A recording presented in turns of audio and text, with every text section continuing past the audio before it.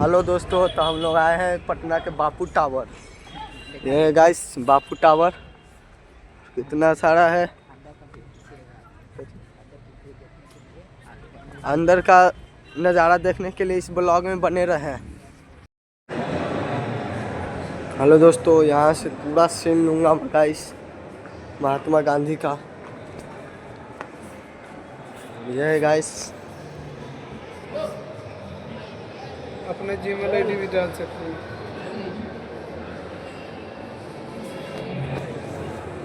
हाँ तो गाइस ये रहा जो सैनिक है जो,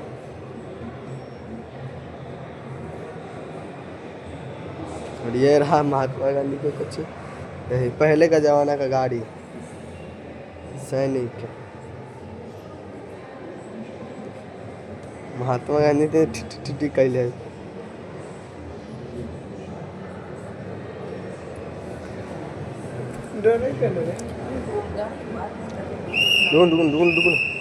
यह गाइस पहले के ज़माना को सैनिक सब है, 1944 का है गाइस।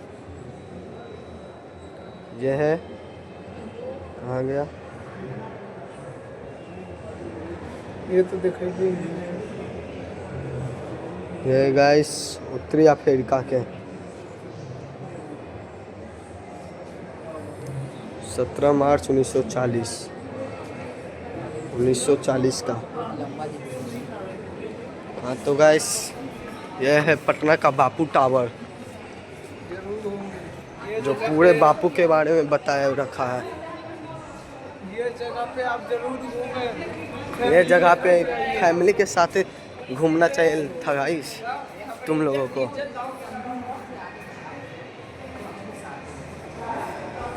पहले के ज़माना में क्या क्या हो रहा था, क्या नहीं हो रहा था, अहिंसा के बारे में पूरा सत्य असत्य सब के बारे में दिया गया है गाइस। आप लोग एक बार न तो एक बार ज़रूर देखें।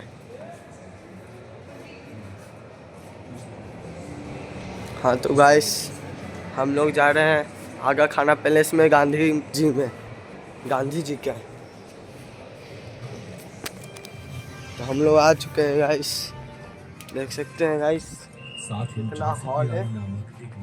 आप लोग इस ब्लॉग में बने रहें और पूरा ब्लॉग देखते जाएं पहले के ज़माना का। आजादी के अटूट संकल्प और साहसिक नेतृत्व में इस फौज ने इम्फाल और कोहिमा में अंग्रेज सेना को धूल चटाई और बर्मा की ऐतिहासिक लड़ाई में औपनिवेशिक ताकत को कड़ी चुनौती दी।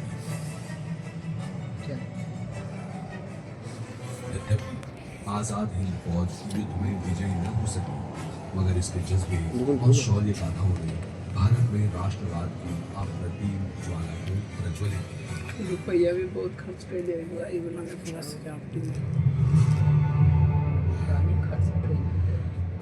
आज़ाद हिंद फौज और नेताजी सुभाष चंद्र बोस।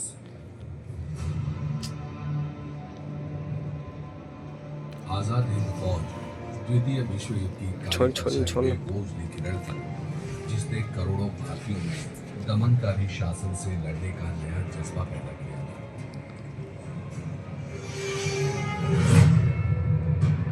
इसका गठन 1942 में रासबिहारी बोस और मोहन सिंह के नेतृत्व में मलय और सिंगापुर में पकड़े गए भारतीय युद्धबंदी। हाँ तो गाइस ये है डिस्प्ले वहाँ पे लगा हुआ है, और ये है गाइस गांधी जी के पूरा बारे में लिखा गया है, जो आप लोग आकर देखें।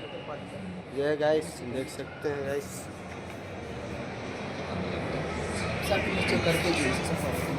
बापू गांधी में बहुत कुछ है यार, आप लोग देख सकते हैं गाइस। इसका फुल क्लिप जरूर आएगा। हाँ तो गाइस अगले ब्लॉग का सीन दिखाएंगे, इस ब्लॉग में बने रहें। तो गाइस ये है लुल्लू बैगन, स्वदेशी का प्रतीक खादी। पटना में आए तो टावर जरूर।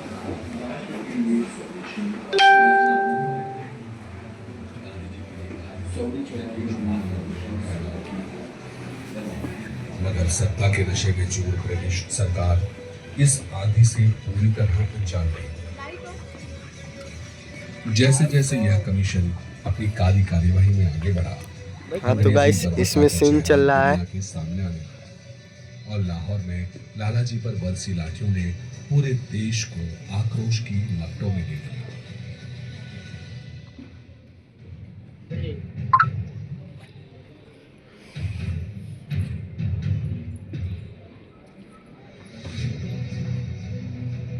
आक्रोश के जो बीज साइमन कमीशन के दौरान हुए जुल्मों ने भारत में बोए, उनसे एक अभूतपूर्व जन आंदोलन का अंकुर फूटा, जिसे बापू के भारत दौरे ने भी एक नई चेतना के साथ सींचा। और देखते ही देखते पूरा देश शोषणकारी सत्ता के खिलाफ प्रत्यक्ष कार्रवाई के लिए एकजुट हो गया। शासन के प्रति इस अप्रतिम अस्वीकृति से बौखलाए वाइसराय इरविन ने भारतीय नेताओं के समक्ष गोलमेज सम्मेलन का प्रस्ताव रखा, लेकिन अधिराज्य की घोषणा के बिना इसका हिस्सा बनने से बापू ने साफ इनकार कर दिया। 1930 के उदय के साथ रावी के तट पर पहली बार तिरंगा लहराया, जिससे देश में सविनय अवज्ञा की नींव पड़ी।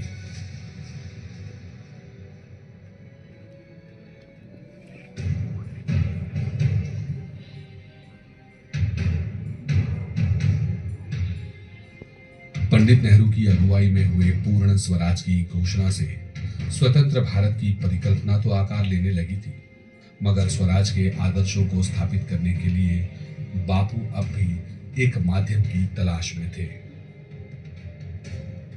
वे एक ऐसा प्रतीकात्मक साधन खोज रहे थे जो मौलिक हो मगर उतना ही प्रभावशाली हो, कुछ ऐसा जिससे हर कोई परिचित हो और जो भारतीयों की जड़ों से जुड़ा हो।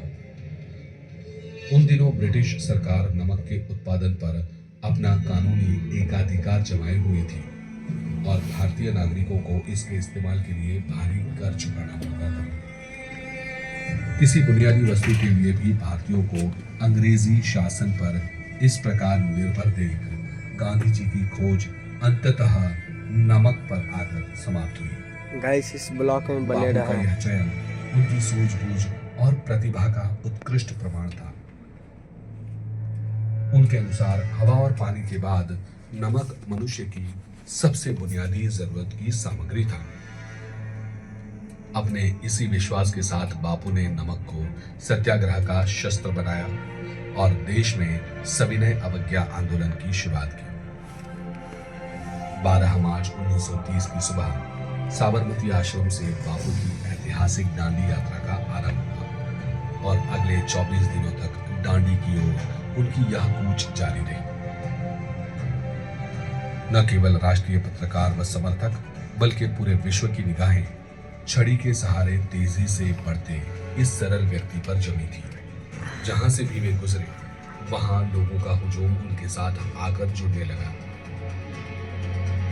रास्ते में जो शब्द उन्होंने कहे उनकी गूंज ब्रिटिश साम्राज्य के सुदूर कोनों तक सुनाई दी। शक्ति के विरुद्ध सत्य की इस लड़ाई में अपने हर कदम के साथ बापू ने अंग्रेजों के न्यायपूर्ण शासन के झूठे दावों को चुनौती दी। 6 अप्रैल की सुबह जब महात्मा ने नमक का कानून तोड़ा तो पूरे विश्व ने अहिंसक आंदोलन के प्रबल प्रभाव का अनुभव किया और मामूली कद काठी वाले एक मानव ने अहंकारी ब्रिटिश साम्राज्य की नींव ही हिला डाली। बौखलाई सरकार ने पूरे देश में हजारों गिरफ्तारियां करवाई। अनेक प्रदर्शनकारियों को निर्मम हिंसा का सामना करना पड़ा, लेकिन अपनी पूरी ताकत के बावजूद सरकार बापू की सरल कल्पना से उठी इस आंधी को रोक न सकी।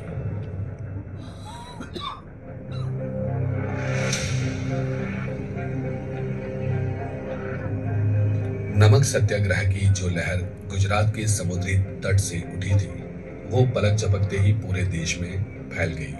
सुदूर बिहार में भी इसका अभूतपूर्व प्रभाव देखने को मिला।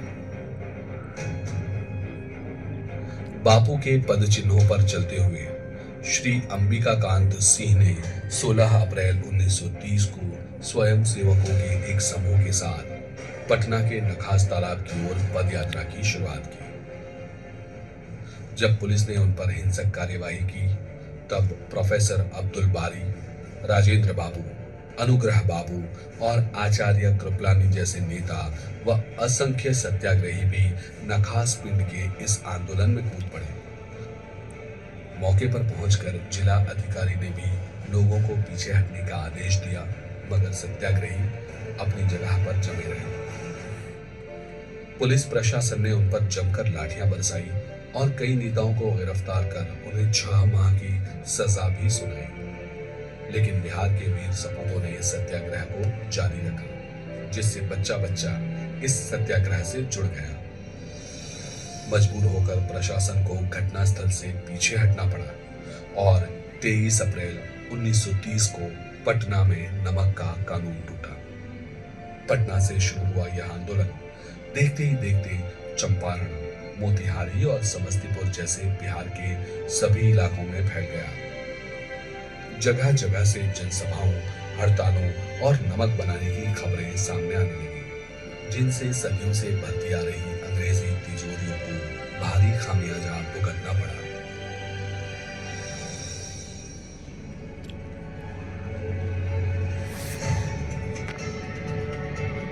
नमक के सत्याग्रह के अभूतपूर्व प्रभाव ने ब्रिटिश सरकार को घुटने टेकने पर मजबूर कर दिया था। इसी सत्याग्रह के कारण लगभग 1 शताब्दी से चले आ रहे निष्ठुर नमक कानून का अंत हुआ और सविनय अवज्ञा आंदोलन देश की आजादी का मूलाधार बना। सदियों के शोषण व अन्याय से उपजा नमक सत्याग्रह भारतीय स्वतंत्रता संग्राम का वो अध्याय था जिसने दुनिया को यह एहसास दिलाया कि हाड़ मांस से बना एक मामूली व्यक्ति भी किस प्रकार केवल अपने विचारों और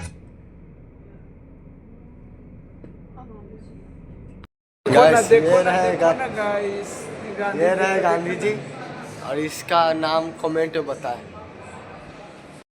गाइस, इसको चिंते हो? इसको चिंते हो? इसको देखो ना गाइस, आप लोग देख सकते हो गाइस। आप लोग इसको चिंते हो ना? अच्छे चीज दिखाएंगे आपको मैं टीवी के माध्यम टीवी के माध्यम टोटल चीज दिखाऊंगा गाइस। पूरे पटने में है ना, पूरा फेमस जगह है ये। तो पूरा घूमे नहीं है। उधर गार्ड जाने के लिए मना कर दिया, इसलिए हम लोग नहीं गए। आप लोग तो पूरा क्लिप देख ही लिए होंगे।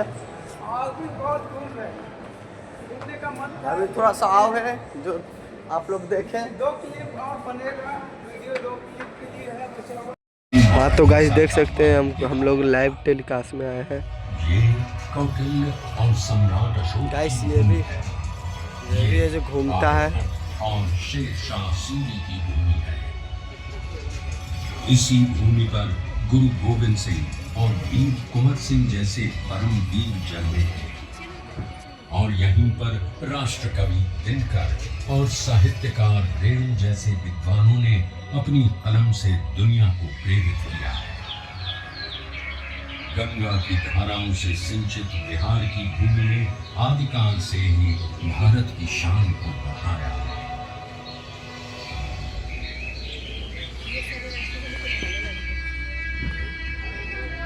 पर जिस बिहार ने इस ब्लॉग में बने रहे गाइस।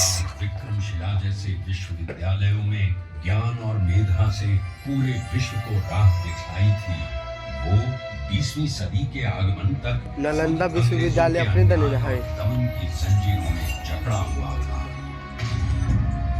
ये वो समय था जब अंग्रेजों ने भारत को पूरी तरह गुलाम बना लिया था।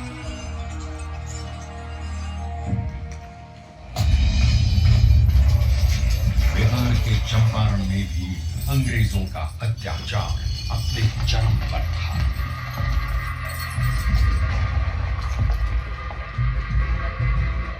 चंपारण की उपजाऊ भूमि अंग्रेजों के लालच के कारण जबरन नील उगाने को लाचार थी और धीमे धीमे बंजर हो गई।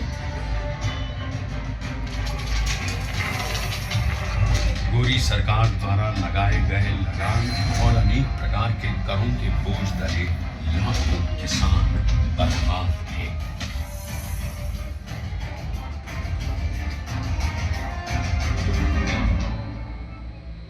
और जब पूरा चंपारण नाउम्मीदी के अंधकार में डूबा हुआ था, तब उस जमीन पर एक महान आत्मा का आगमन हुआ। गाइस मैं इस वीडियो को चुप्पे चोरी बना रहा हूँ। आग्रह पर चंपारण आए गांधी जी को उस समय इस बात का बिल्कुल भी अंदाजा नहीं था कि बिहार से उनकी ये भेंट उनके जीवन की सबसे महत्वपूर्ण घटना बन जाएगी। अंग्रेजों द्वारा किए जा रहे अन्याय और दमन से उत्पीड़ित किसानों को देख पहली बार भारत की अवदशा से अवगत होकर उन्होंने चंपारण में कहा, मुझे नीलहे किसानों में सत्य दिखा। भारत भूमि पर यह पहली बार था जब अन्याय और बर्बरता का जवाब सत्य और अहिंसा से दिया गया। उनके नेतृत्व और सिद्धांत से प्रेरित होकर बिहार के सर्वश्री ब्रजकिशोर प्रसाद, अनुग्रह नारायण सिंह, डॉक्टर राजेंद्र प्रसाद, आचार्य कृपलानी, मजहरुल हक, रामनवमी प्रसाद, बाबू धर्मीधर प्रसाद आदि जैसे नेतागण भी इस आंदोलन में कूद पड़े। सत्य और अहिंसा पर आधारित चंपारण सत्याग्रह आंदोलन एक नूतन प्रयोग बनकर उठा, जिसने भारतवासियों को अन्याय से लड़ने का एक प्रभावशाली शस्त्र दिया। चंपारण सत्याग्रह के 30 वर्षों बाद लाखों सेनानियों के बलिदान और गांधी जी के नेतृत्व में हुए कई अहिंसक आंदोलनों के कारण भारत स्वतंत्र हुआ।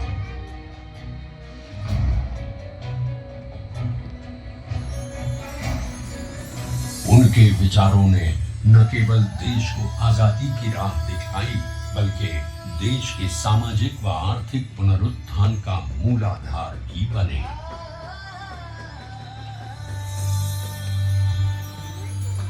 गांधी जी और उनके चिरंतन विचार आज भी बिहार के सामाजिक ताने बाने एवं शासन की धुरी हैं।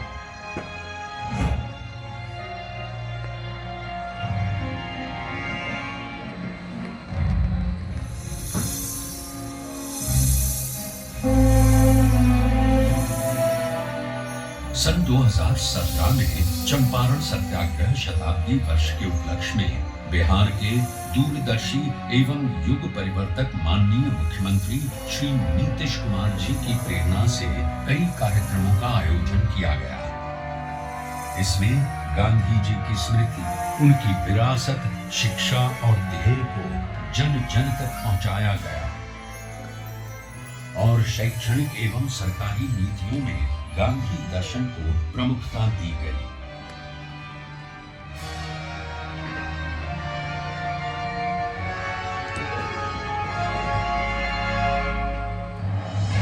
राज्य में पूर्ण नशाबंदी, जल जीवन हरियाली, बाल विवाह एवं दहेज प्रथा पर रोक, महिलाओं की शिक्षा, रोजगार, सरकारी नौकरियों एवं स्थानीय स्वशासन में महिलाओं की बढ़ती भागीदारी आदि गांधी जी के सिद्धांतों के प्रति बिहार के समर्पण के कारण ही संभव हो सके। गांधी जी ने कहा, शराब आदमियों से न सिर्फ उसका पैसा छीन लेती है बल्कि उसकी बुद्धि भी हर लेती है। और एक बात और गांधी जी ने कहा था, शराब पीने वाला इंसान हैवान हो जाता। गांव में पी करके आता था, अपनी कमाई का ज्यादा पैसा शराब में गंवा देता था, घर में लौटता था, पत्नी से झगड़ा करता था।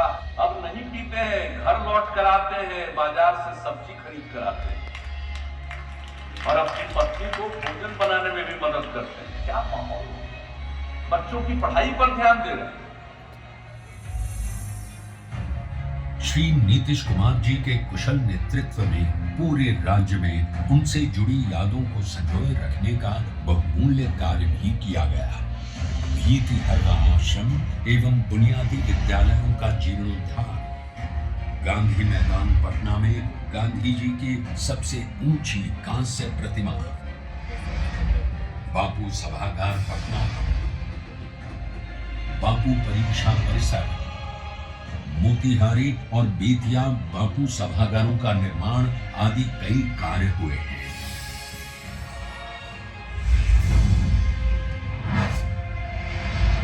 बापू टावर के निर्माण में माननीय मुख्यमंत्री श्री नीतीश कुमार का निर्देश था कि इसे बापू के आदर्शों की ही तरह ऊंचा बनाया जाना चाहिए। अपनी 3 आयताकार एवं 5 रैंप दीर्घाओं के साथ ये अभूतपूर्व बापू टावर आपका स्वागत करता है। ये आपको गांधी जी के जीवन की ऐसी यात्रा पर ले जाएगा जो आपके मन में बापू की एक अमिट छाप छोड़ देगा। लोगों ने तय किया कि हम सब लोग गांधी जी के विचारों को लोगों तक अवगत कराएंगे।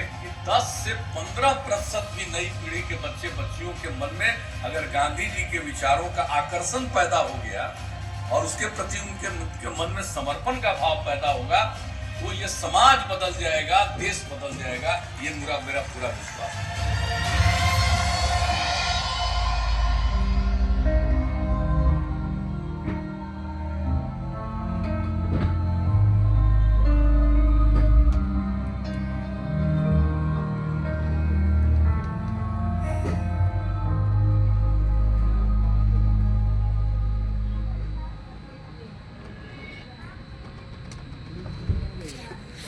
हाँ तो गाइस यहाँ पे ख़त्म हो चुका है। हाँ तो गाइस फाइनली हम लोग बापू टावर से घूम के चल आए हैं। गांधी के बारे में, महात्मा गांधी के बारे में बहुत कुछ दिया गया था। सुभाष चंद्र बोस के लिए भी बहुत कुछ दिया गया था। पूरा आज़ादी हुआ था ना देश, उसके बारे में पूरा दिया गया था गाइस। आप लोग एक बार ज़रूर आके घूमे। ऐसे लगेगा कि 1997 का फीलिंग आएगा, वैसे आप लोगों को फीलिंग लगेगा गाइस। एक बार ज़रूर घूमे गाइस। ठीक है गाइस, मिलते हैं अगले ब्लॉग में।